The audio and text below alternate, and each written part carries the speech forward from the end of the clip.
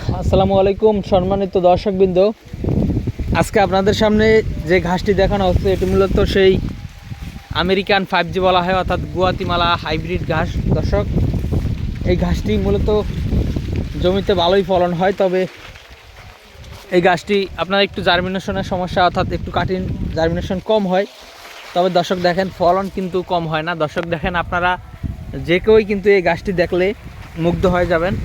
দেখেন, আমাদের এই জমিতে আমরা বেশি দিন হয়নি, আমরা এই গাছটি লাগিয়েছিলাম 3.5 মাসের মতো বয়স হবে, আমরা প্রথমবার লাগিয়েছি।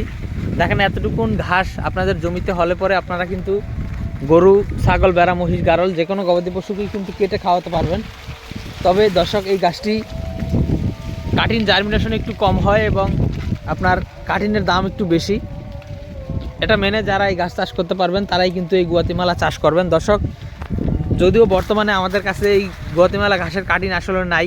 দেখেন, এই জমিতে এখনও কাটিং হয়নি। এখান থেকে কাটিং দিতে আরও ম্যাক্সিমাম 2 মাস সময় লাগবে। 2 মাসের আগে এখান থেকে কাটিং হবে না। 2 মাস বা 3 মাস সময় লাগবে। তখন কিন্তু আমরা এই জমি থেকেই এই গুয়াতিমালা ঘাসের কাটিং কিন্তু দিতে পারবো। দর্শক, এখনই এই জমির ঘাস প্রায় 5 ফিট, 6 ফিট, কোনো জায়গায় 7 ফিটের মতো হয়ে গিয়েছে লম্বায়। দর্শক, আপনারা হয়তো অনেকের ভিডিও তো দেখেছেন যে গুয়াতিমালা 12 থেকে 15 ফিট লম্বা হয়। আর দেখেন, এক একটি জারে কিন্তু অনেক বেশি ঘাস হয় গুয়াতিমালা ঘাসে। তো দর্শক শ্রোতা, আমরা এই আমেরিকান 5G গুয়াতিমালা ঘাসটি এর আগেও কাটিং ডেলিভারি দিয়েছি আমাদের আরেকটি জমি থেকে। তবে আমাদের সেই জমি থেকে কাটিং এনেই কিন্তু এই জমিতে লাগিয়েছি আমরা। তো দর্শক শ্রোতা, আপনারা চাইলে এই গুয়াতিমালা ঘাস আপনাদের জমিতে লাগাতে পারেন। এই গাছটি ভালো ফলন হয় জমিতে এবং অনেক প্রোটিন রয়েছে এবং অনেক বেশি ক্যালসিয়াম রয়েছে। গবাদি পশুর জন্য, বিশেষ করে গাভী গরুর জন্য একটি বেস্ট ঘাস কিন্তু এই আমেরিকান 5G ঘাস।